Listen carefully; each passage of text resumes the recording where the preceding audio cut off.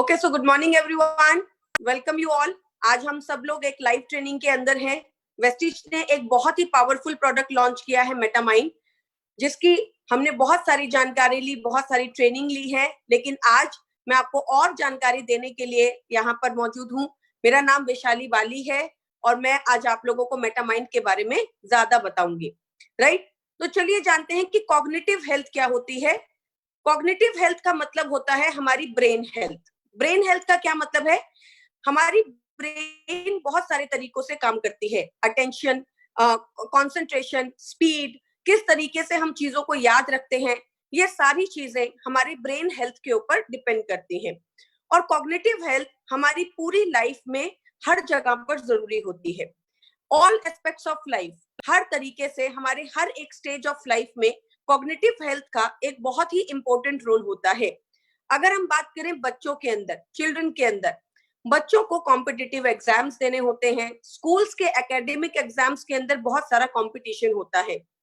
इस एग्जाम्स के अंदर बहुत ज्यादा जरूरी है कि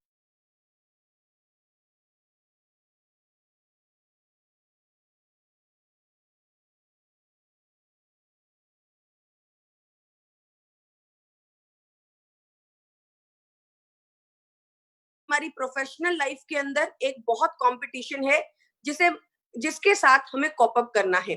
और इसीलिए बहुत जरूरी है कि हमारा ब्रेन बहुत ही स्ट्रांग हो, ब्रेन हेल्थ बहुत ही अच्छी हो। Next is elderly citizens, right. जो एल्डरली लोग होते हैं, जो बड़े लोग होते हैं, जब हमें बुढ़ापा आता है तो हमारी ब्रेन हेल्थ धीरे धीरे खत्म होने लगती है, खराब होने लगती है। उसका एक सबसे बड़ा प्रॉब्लम है डिमेंशिया। डिमेंशिया से हम सब क्या समझते हैं? जब हमारी याददाश्त धीरे धीरे जाने लगती है और हमारा ब्रेन हेल्थ धीरे धीरे वीक होने लगता है। डिमेंशिया की प्रॉब्लम जब जिसको भी होती है तो वो इंसान सिर्फ अपने लिए ही प्रॉब्लम क्रिएट नहीं करता, बल्कि हमारे आसपास के एटमॉस्फेयर या हमारे फैमिली मेंबर्स के लिए भी उनको वो प्रॉब्लम क्रिएट करते हैं। इसलिए बहुत ज्यादा जरूरी है कि एल्डरली एज के अंदर भी याददाश्त अच्छी रहे, ब्रेन हेल्थ अच्छी रहे। सो कॉग्निटिव हेल्थ का इंपॉर्टेंस हमारी हर एक एस्पेक्ट्स ऑफ लाइफ में होता है, हर एक स्टेज ऑफ लाइफ में होता है। So it is very very important to play a good importance. अपने ब्रेन हेल्थ को अच्छा करने के लिए हमें बहुत ज्यादा जरूरी है कि हम अच्छे स्टेप्स उठाएं। इसी को ध्यान में रखते हुए वेस्टीज हमारे लिए एक पावरफुल प्रोडक्ट लेकर आया है जिसका नाम है मेटामाइंड। मेटामाइंड के अंदर दो इंग्रेडिएंट सबसे ज्यादा इंपॉर्टेंट है और वन बाय वन आज हम उन इंग्रेडिएंट्स के बारे में बात करेंगे। तो चलिए समझते हैं कि मेटामाइंड का जो पहला इंग्रेडिएंट है फॉस्फेडाइलसिरीन, उसके बारे में हम बात करते हैं और समझते हैं कि फॉस्फेडाइलसिरीन क्या है। ऑब्वियसली फॉस्फेडाइलसिरीन बोलने में थोड़ा अजीब नाम है, थोड़ा बड़ा है, थोड़ा मुश्किल भी है। तो जब भी मैं पीएस बोलूंगी तो आप समझ जाइएगा कि मैं फॉस्फेडाइलसिरीन की बात कर रही हूँ। फॉस्फोलिपिड्स, हमारी पूरी बॉडी के अंदर फॉस्फोलिपिड्स होते हैं, लेकिन हमारे ब्रेन में फॉस्फोलिपिड की मात्रा सबसे ज्यादा होती है। अगर हम ब्रेन के ड्राई वेट की बात करें, मतलब जब लिक्विड को निकाल दिया जाता है तो सिर्फ ड्राई वेट बचता है। तो अगर हम ब्रेन के सिर्फ और सिर्फ ड्राई वेट की बात करें तो about 60% of brain dry weight is phospholipids. और फॉस्फोलिपिड्स जो ब्रेन में होते हैं वो किस फॉर्म में होते हैं? फॉस्फेडाइलसिरीन की फॉर्म में होते हैं। फॉस्फोलिपिड्स हमारी ब्रेन हेल्थ को अच्छा करने में बहुत इंपॉर्टेंट रोल प्ले करते हैं। इसका मतलब पीएस हमारे ब्रेन के लिए एक बहुत ही जरूरी न्यूट्रिशन है। पीएस हमारे ब्रेन के स्ट्रक्चर को बनाने में मदद करता है, साथ ही साथ ब्रेन की सिग्नलिंग सिस्टम को अच्छा करने में मदद करता है। हमारा ब्रेन हमेशा सिग्नल्स देता है, सेल टू सेल कम्युनिकेशन करता है, और उस चीज के लिए फॉस्फेडाइलसिरीन एक बहुत ही इंपॉर्टेंट रोल प्ले करता है। 60% of 60% of brain dry weight is made up of phospholipids.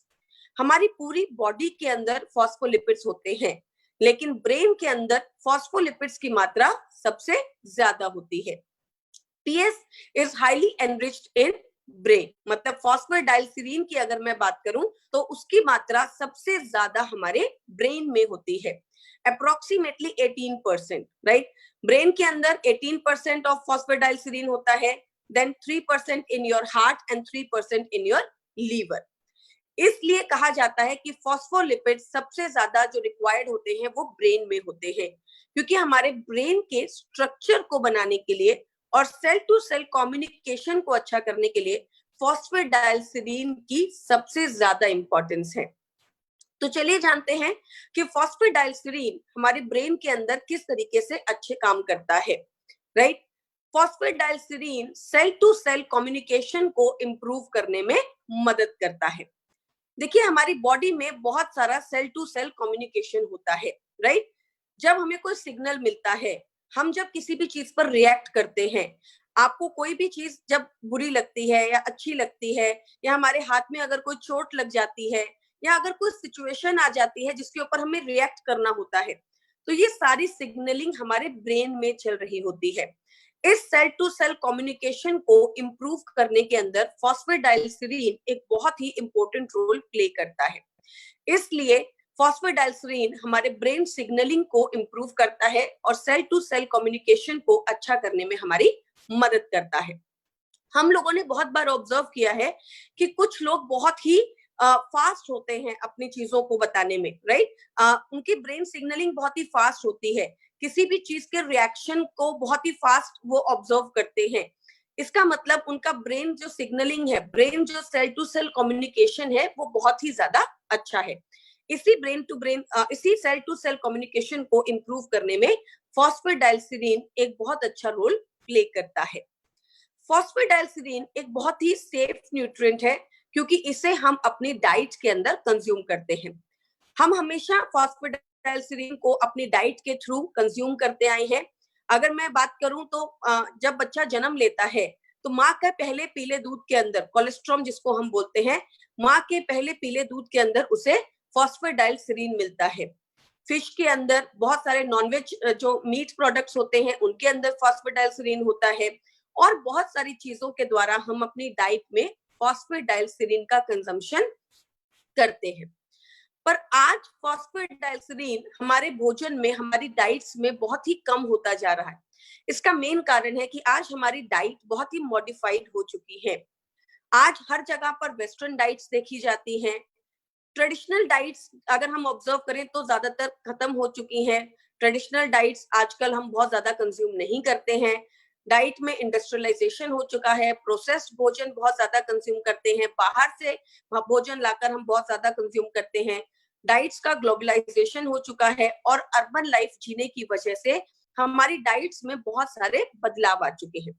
इसी वजह से आज हमारी डाइट में फॉस्फेडाइलसिरीन की मात्रा लगातार कम हो रही है। बहुत सारी रिसर्चेस के अंदर ये ऑब्जर्व किया गया है कि फॉस्फेडाइलसिरीन की मात्रा मॉडर्न डाइट्स में बहुत कम हो गई है। अगर हम बात करें 1980s के अंदर अप्रोक्सीमेटली 250 mg ऑफ फॉस्फेडाइलसिरीन हमें अपनी नॉर्मल डाइट से मिलता था, जो कि अब घटकर 130 mg ही रह गया है। यस, ऑलमोस्ट आधे से भी कम फॉस्फेडाइलसिरीन अब हमें अपनी डाइट में मिलता है। स्पेशली मैं यहाँ पर बात करना चाहूंगी वेजिटेरियन लोगों की, या वो लोग जो किसी ना किसी डाइट को फॉलो करते हैं, क्योंकि आज हम लोग अपने वेट लॉस के लिए, अपनी अपनी चीजों के लिए, अपने अपने वजन को मेंटेन करने के लिए बहुत सारी डाइट्स को फॉलो करते रहते हैं। तो ऐसी डाइट्स को फॉलो करने के कारण हाँ, आज फॉस्फेडाइलसिरीन हमारे भोजन के अंदर बहुत ही कम देखा जाता है। वेजिटेरियन डाइट्स में तो फॉस्फेडाइलसिरीन बहुत ही कम मात्रा में होता है, approximately only 50 mg per day, which is very very less, right? और जैसे जैसे फॉस्फेडाइलसिरीन की मात्रा हमारे ब्रेन के अंदर, हमारे खाने के अंदर कम होती है, उसी तरीके से हमारे ब्रेन का जो काम होता है, ब्रेन में जो अटेंशन होती है, कम्युनिकेशन होता है, वो भी कम होता चला जाता है। तो चलिए जानते हैं फॉस्फेडाइलसिरीन के क्लिनिकल एविडेंस क्या है, पीएस के क्लिनिकल एविडेंस क्या है।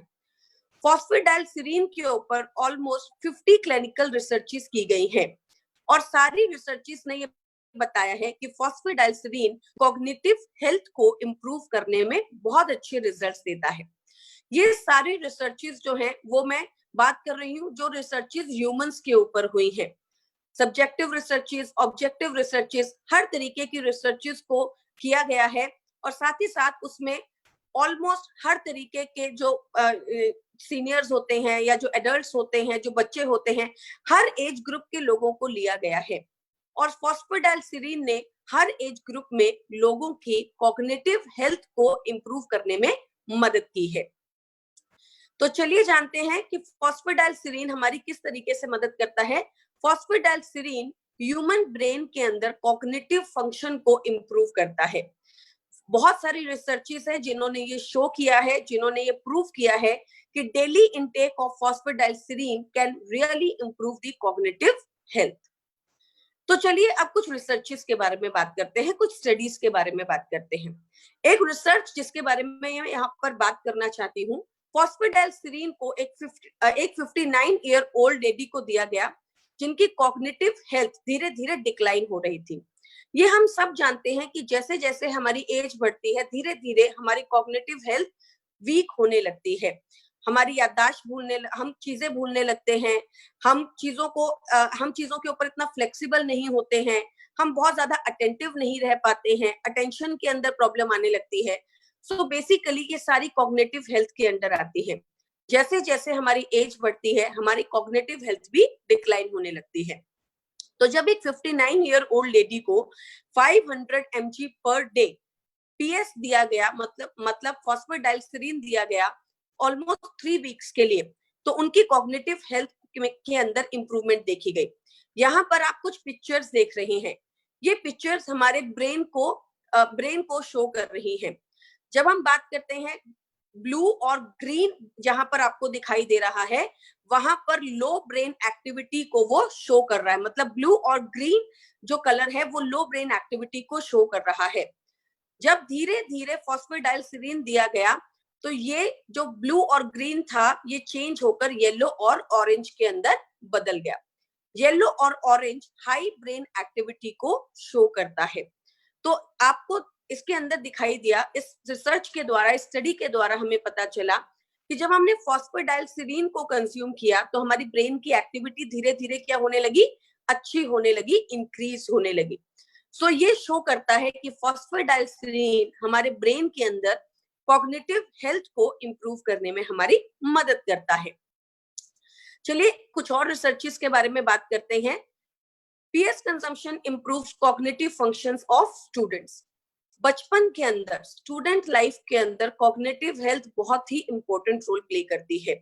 बच्चे अपने आसपास के वातावरण को देखकर सीखते हैं, अपनी चीजों को देखकर सीखते हैं। पजल गेम्स, बहुत सारी चीजें होती हैं जिसको देखकर वो अलग अलग चीजों को सीखते हैं। और ये कॉग्निटिव हेल्थ बच्चों के अंदर बहुत ज्यादा जरूरी होती है। अगर बच्चों के अंदर कॉग्निटिव हेल्थ अच्छी होगी, ब्रेन डेवलपमेंट अच्छी होगी, तो आने वाले समय में भी उनको बहुत अच्छे बेनिफिट्स मिलते हैं।